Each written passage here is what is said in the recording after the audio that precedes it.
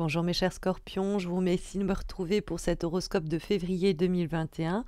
D'ailleurs, à souligner que j'ai également réalisé des guidances pour 2021, mais uniquement sur d'une part le côté professionnel et d'autre part j'ai fait aussi d'autres guidances sur le côté affectif.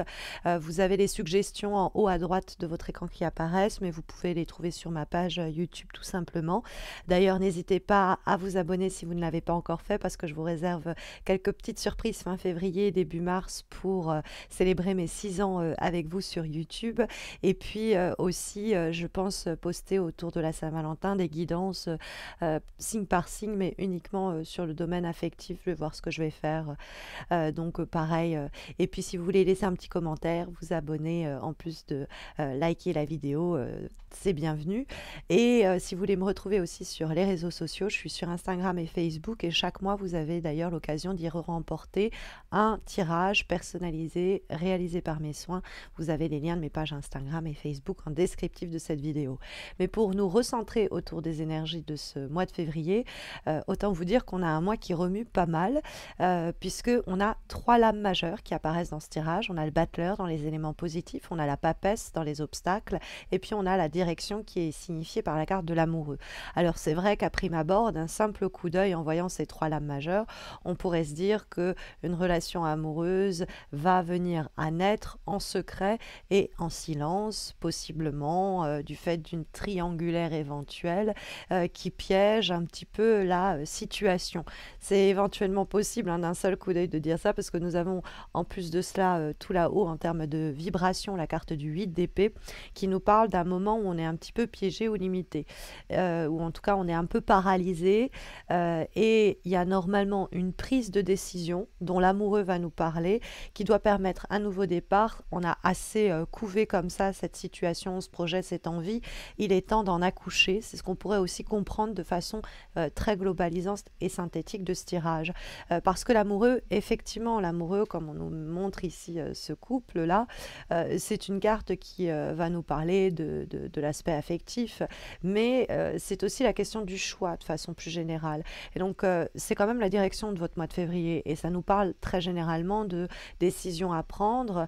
La carte de la papesse, ça peut être le fait qu'on a une tendance à vouloir bien cogiter au sujet d'une situation, essayer d'en connaître le fond avant de se lancer, alors que ça pourrait être en fait une fausse excuse, parce que le 8 d'épée qu'on a en vibration, c'est comment on peut se paralyser soi-même, on peut se créer une sorte de carcan psychologique, on s'enferme mentalement en se disant non, je peux pas, je dois attendre, c'est pas le bon moment, alors que en réalité tout est en place pour se faire. Ça peut être vraiment l'idée que vous gardez quelque chose pour vous, comme si vous étiez en train de le refouler, l'inhiber, un petit peu l'étouffer, en tout cas ne pas le signifier à voix haute si vous préférez. Et ça, c'est parce que vous-même, vous vous restreignez ou vous vous limitez, alors qu'il y a une décision qui doit être prise pour signifier, signaler, engager, initier ce que vous essayez de couver en silence et en secret. Ça peut être de façon plus globale aussi le message qui vous est délivré pour février. Mais c'est vrai que voilà, on trouve dans les éléments positifs la carte du battleur. Et cette carte du battleur, c'est le magicien, on l'appelle aussi, parce que il peut faire apparaître tout ce qu'il veut. C'est la naissance de quelque chose. C'est pour ça que je vous disais, bon, démarrage, naissance, commencement, avec l'amoureux pas très loin. On peut se dire, tiens, il y a une histoire, une romance qui commence, mais ça peut être un nouveau départ professionnel. Ça peut être une voie que vous empruntez parce que vous décidez de l'emprunter. Et c'est quelque chose dont vous aviez peut-être envie depuis un bon bout de temps et dont vous faisiez taire la voix intérieure en vous disant que c'était pas le moment, que vous n'aviez pas les moyens, que c'était pas la bonne opportunité et d'aller presque contre votre intuition au fond. Donc ça, il faut faire attention. Peut-être aussi qu'on vous conseille mal hein, ou qu'on vous cache des informations essentielles pour vous garder un peu piégé. On vous dit non, ça, vous ne pourrez pas être formé à cela ou non, ça, c'est au-dessus ou au-delà du budget. Et en fait, on vous cache certaines choses pour vous restreindre dans le choix que vous devez prendre. Mais il y a vraiment une décision, normalement, il y a une voie qui s'ouvre. Et le battleur, c'est qu'on a les moyens, tout est comme regroupé à cette période-là, on a la capacité et le pouvoir d'agir et d'avancer dans la direction que l'on veut. C'est vraiment une énergie pour réaliser certains de nos rêves, pour exploiter le plein potentiel de quelque chose de naissant. Donc il y a l'idée de se connecter aussi au possible que ce mois de février va nous offrir. Et puis bon, c'est aussi s'ouvrir, s'offrir au débarrage, au départ, et tout ce qui était jusque-là un peu étudié en silence ou qu'on gardait pour soi, à propos de quoi on cogitait, bah, oser entreprendre, oser initier ce nouveau chemin, cette nouvelle relation, exprimer ses sentiments.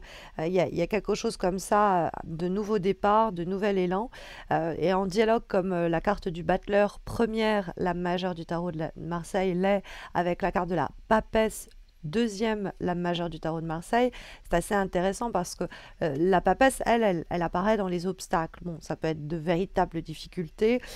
Vous êtes dans une situation où vous êtes vous-même, vous avez difficulté à exprimer ce que vous voulez et vous êtes face à quelqu'un qui est très taiseux et donc du coup, c'est très dur de prendre les devants et d'initier quelque chose pour décider vraiment la situation, pour faire avancer la relation, pour faire avancer le projet.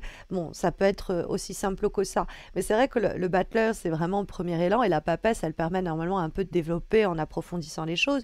Sauf que là, la carte étant comme elle est en difficulté, ça peut être vraiment une attitude qui est pas recommandée. Or, la carte de la papesse, elle couvre les choses en secret, elle attend, elle se prépare, elle reste discrète. Et là, c'est le moment de se faire entendre, hein. Il faut pas, 8 d'épée, on est peut-être actuellement dans une situation où on se restreint, où on se limite, on ne peut pas voler de nos propres ailes comme on l'entend, on se dit je ne peux pas voler, on s'est mis un peu des carcans, quoi, hein. Et donc, il y a avec la carte de la papesse le besoin peut-être de sortir de cet étouffement-là que l'on subit, que l'on se fait soi-même des fois endurer. Après, c'est aussi tout ce qui a été caché, tout ce qui a été, euh, on va dire, passé sous silence, occulté, qui doit ressortir, hein. On doit l'exprimer, hein, parce que ça participe à la sensation d'emprisonnement, on se sent piégé, mais si peut-être on prend la parole et on brise le silence, on garde pas ça pour soi, on se dit j'ai l'impression que tu m'as menti, ou j'ai l'impression qu'il y a des réunions qui se font ici auxquelles je ne suis pas conviée, qu'on y aille franchement, quoi. Parce que le 8 d'épée, je ne veux pas dire qu'on est complice, hein, c'est un terme qui est fort de la situation, mais le 8 d'épée, on participe à la paralysie générale, hein. La carte du 8 d'épée rencontre des vibrations actuelles. Or, cette carte du 8 d'épée, c'est une lame où on est dans une prison d'ordre mental, d'ordre psychologique, et c'est notre manière d'appréhender une situation qui nous piège en fait. On est piégé par notre propre perspective des choses. C'est une série de pensées qui participent à nous faire focaliser sur des détails qui ne sont que des détails, des éléments secondaires. Et donc, c'est comment on peut se restreindre soi-même, comment on peut coincer un peu notre perspective.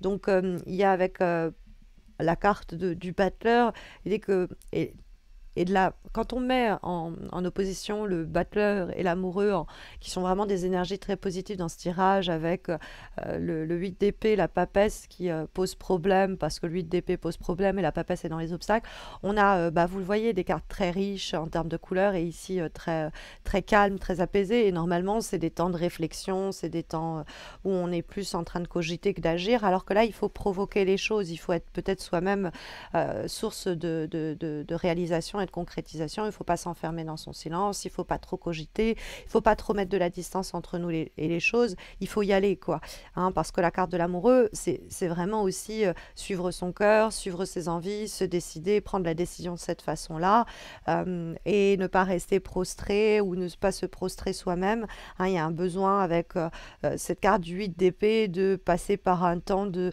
reconsidération un peu, où j'en suis, où je vais, est-ce que je me laisse pas moi-même, est-ce que je suis pas en train de me limiter, m'arrêter, me paralyser? Est-ce que je reste pas, est-ce que je m'enchaîne pas moi-même au fond par justement un excès de pensée ou un excès de inhibition, refoulement, ou alors si on est face à des personnes qui bloquent un peu les choses parce qu'elles restent un peu trop secrètes ou qu'elles ne nous disent pas tout, eh bien, l'huile d'épée, ne participons pas à cela, prenons les devants pour ouvrir les perspectives et apprendre ou découvrir certaines choses. En tout cas, la carte qui donne la direction à votre mois de février, mes chers scorpions, c'est la carte de l'amoureux.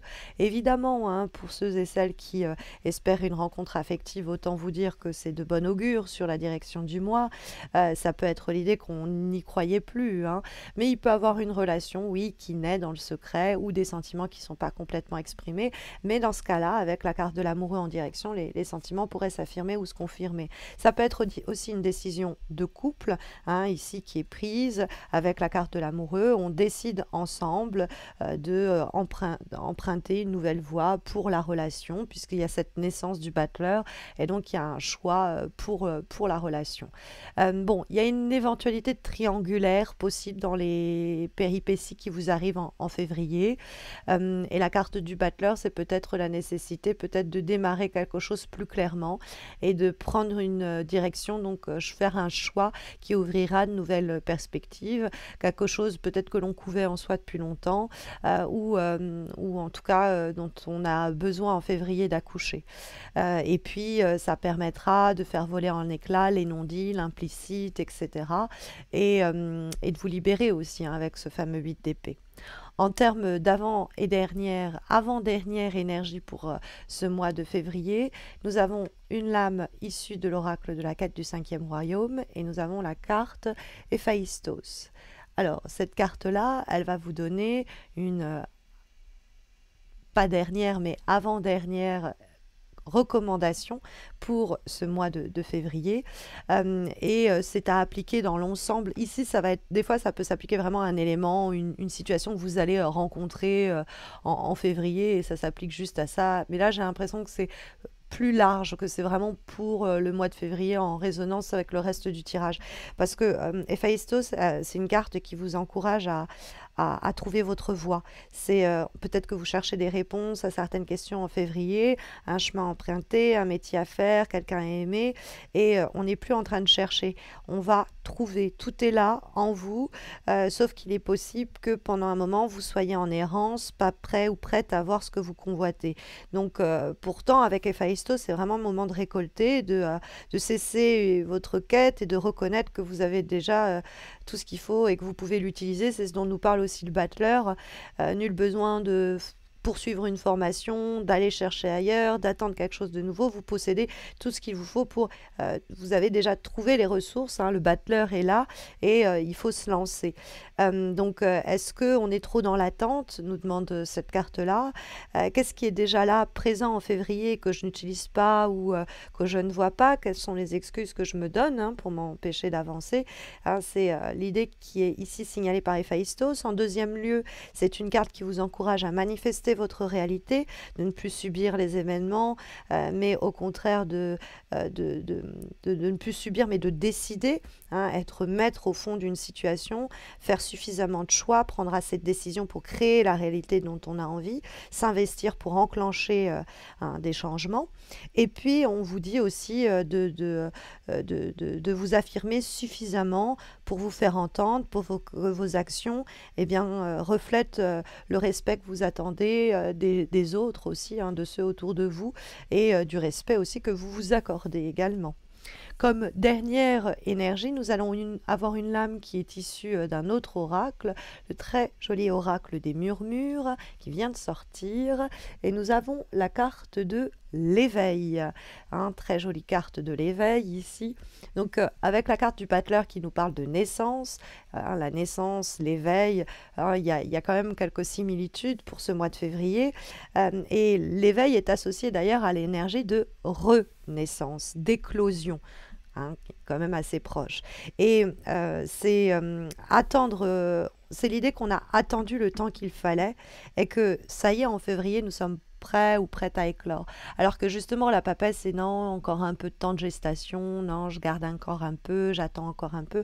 Et là, c'est justement l'idée de s'éveiller, doucement mais sûrement, et d'honorer ce printemps, hein, cette renaissance et cet éveil, cette éclosion, ce renouveau qui est souvent accompagné d'une prise de conscience. C'est notre esprit qui s'éveille à de nouvelles perceptions, de nouvelles possibilités.